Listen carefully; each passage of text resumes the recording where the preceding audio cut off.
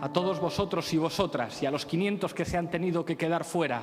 Muchas gracias a los voluntarios, muchas gracias a todas esas personas que han puesto lo que han podido en los microcréditos, porque nosotros no pedimos dinero a los bancos, y a mucha honra es la gente la que ha financiado esta campaña y es la gente con la que tenemos deudas. La gente son nuestros únicos deudores.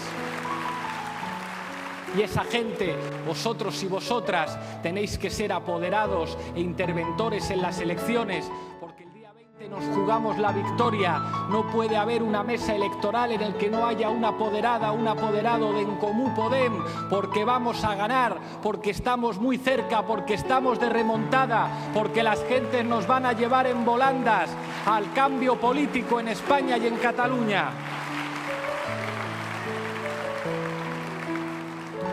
I per últim, clar i català. Gràcies, Catalunya. Volem un país amb tu.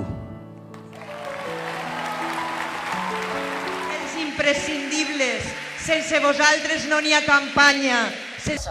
Somos perfectamente conscientes, porque son nuestros amigos, son nuestros familiares y es el conjunto de la gente que nos rodea. Sabemos, compañeras y sabemos, compañeros, que este año no ha sido fácil. Sabemos que habéis derrochado ilusión, que habéis derrochado generosidad, que os habéis dejado la piel, y nuestra única forma de devolverlo es haciendo lo mismo, dejarnos la piel. Ya no veis cómo estamos, que nos estamos dejando la piel. Dejarnos la piel una y otra vez, y ahí hay que revitalizar la épica de la militancia. Hay mucha gente que falta en el proyecto de cambio. Hay mucha gente que nos mira con simpatía y que todavía no se ha venido para acá, no se ha venido para el cambio.